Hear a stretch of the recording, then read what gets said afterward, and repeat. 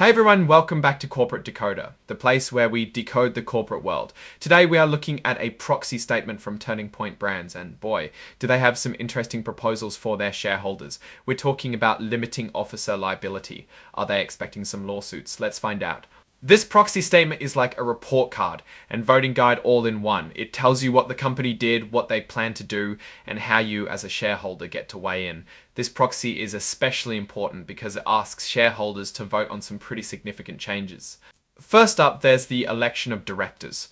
10 people will be chosen to sit on the board, which is the group that oversees the company's management.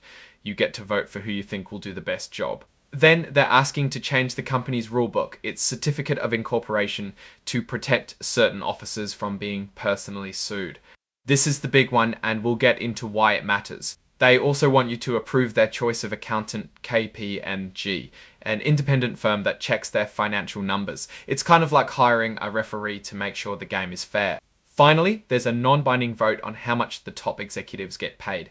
It's called Say on Pay. And while it doesn't force the company to do anything, it sends a message about whether you think they're worth it. Before we dive into the nitty-gritty, it's important to understand how your vote counts. There's something called a quorum, which means enough shareholders need to be present either in person or by proxy for the meeting to actually happen. Abstaining or choosing not to vote affects whether a quorum is present, but doesn't always impact the outcome of a particular proposal.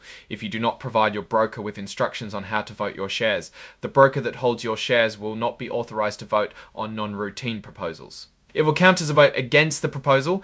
Now, let's meet the people who want to run the show. The proxy statement gives you biographies of each director nominee, telling you about their background, experience, and why they're qualified to lead Turning Point Brands. For example, there's David Glazek, the executive chairman with years of experience in finance and investing. Then you've got Graham Purdy, the chief executive officer who's been with the company for a long time. Ashley Davis-Fruchon, the lead independent director, brings government relations expertise. This year, there's a new name in the mix, Kathleen Shanahan. She has experience as a CEO and on public company boards. The board is expanding from 9 to 10 people. How often do these directors actually meet?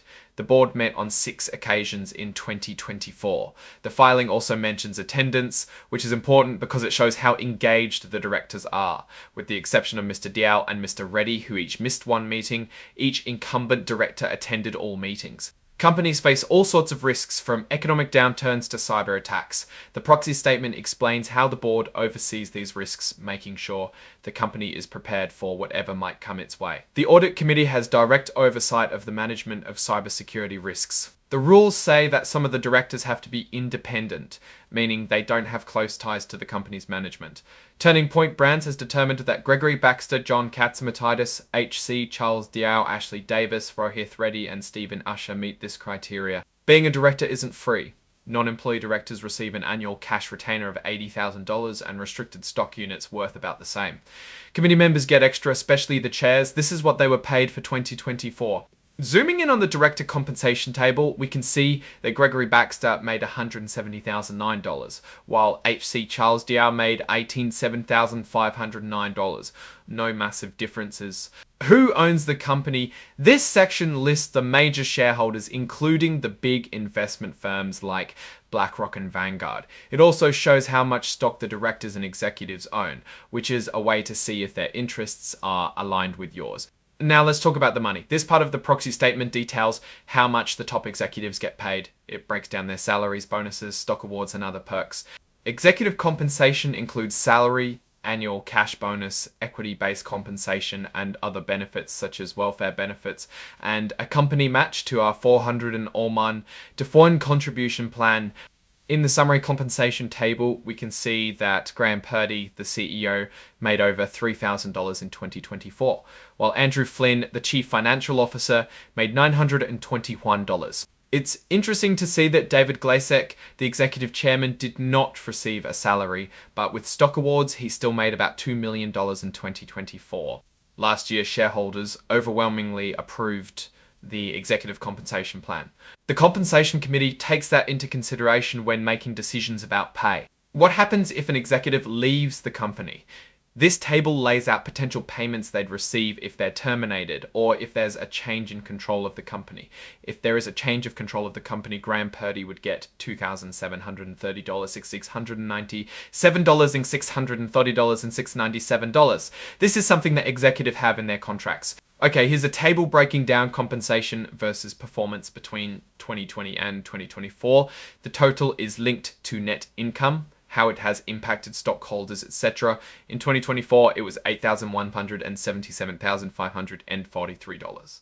Okay, so what about the common people? The ratio of CEO to median employee compensation was a 47 times what the average employee makes. Now, the audit committee is a committee who oversees the financial reports. A key thing to note is that the audit firm has changed. They previously used RSM US LLP, but it was replaced by KPMG LLP.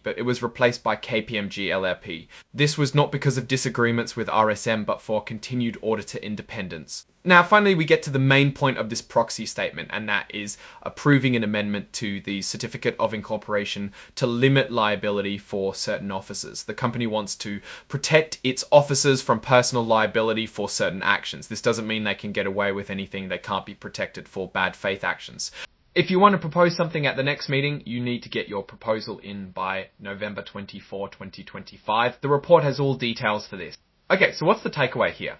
Turning Point Brands is asking shareholders to make some important decisions. They're expanding the board, changing the rules about officer liability, and asking you to weigh in on executive pay.